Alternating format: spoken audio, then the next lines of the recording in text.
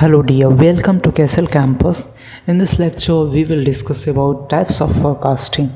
तो इसके पहले वाले लेक्चर में हमने फोरकास्टिंग का डेफिनेशन और उसका नीड क्या है उसको देखा था। ये जो लेक्चर इसमें टाइप्स ऑफ फोरकास्टिंग देखेंगे। तो जैसा कि आपको पता है फोरकास्टिंग क्या है, prediction of future demands, future sales. तो जो फोरकास्टिंग डिमांड यानी जो करते हैं फ्यूचर सेल्स की, फ्यूचर डिमांड्स की, तो उसमें दो टाइप्स के फोरकास्टिंग होते हैं। एक है क्वालिटेटिव और एक है क्वांटिटेटिव। ठीक है, क्वालिटेटिव जो होता है लॉन्ग टर्म होता है, फ्रॉम 2 to 5 years, जो कि न्यू प्रोडक्ट्स के लिए करते हैं। और जो क्वांटिटेटिव होता है वो होता है फॉर शॉर्ट टर्म और मिड टर्म। शॉर्ट टर्म होता है 1 से 3 मंथ और मिड टर्म होता है जो शॉर्ट टर्म और लॉन्ग टर्म के बीच में टाइम बच गया, यानी कि 3 to 12 months या अप टू 2 years, मतलब 2 years तक भी हो सकता है। तो 3 to 12 months या फिर 2 years बोल सकते हो। अब इसमें एक चीज़ आपको याद रखने वाली बात है कि क्वालिटेटिव के साइड में लॉन्ग टर्म लिखा हुआ और क्वांटिटेटिव के साइड में मिड टर्म और शॉर्ट टर्म मैंने लिखा है। ये इसलिए लिखा है कि आप समझ पाओ जो क्वालिटेटिव फोरकास्टिंग होती है फॉर लॉन्ग टर्म के लिए होती है और न्यू प्रोडक्ट्स के लिए होती है।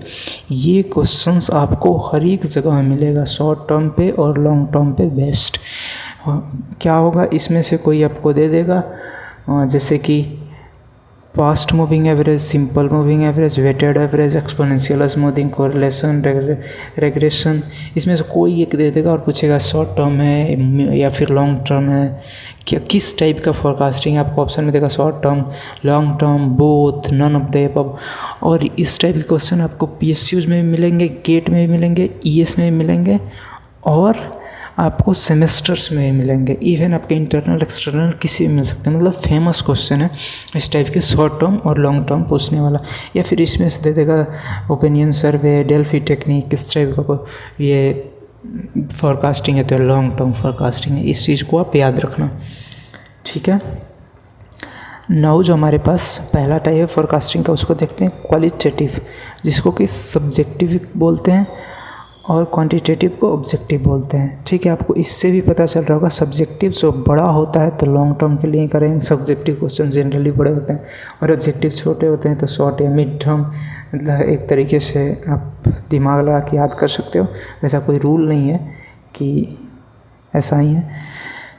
ठीक है, अब नाउ हमारे पास जो क्वालिटेटिव के अंदर है और जजमेंटल मेथड, जजमेंटल फोरकास्टिंग अभी बताया तो ह्यूमन जजमेंट से या फिर पास्ट डेटा का यूज करके। तो ये वाला जो क्वांटिटेटिव करते हैं पास्ट डेटा का यूज करते हैं, बट जो क्वालिटेटिव करते हैं ये जजमेंटल, ह्यूमन जजमेंटल मेथड का यूज करते हैं। जैसे कि ओपिनियन सर्वे, लोगों का ओपिनियन लो, मार्केट ट्रायल, मार्केट में अपना प्रोडक्ट फ्री में लोगों को दे के और देखो कि कैसा उसका रिस्पॉन्स आ रहा है। या फिर मार्केट रिसर्च, लोगों से जाके पूछो कि हम ऐसा प्रोडक्ट ला रहे हैं, इसमें ये फीचर्स हैं और आप इसमें क्या और ऐड करवाना चाहेंगे।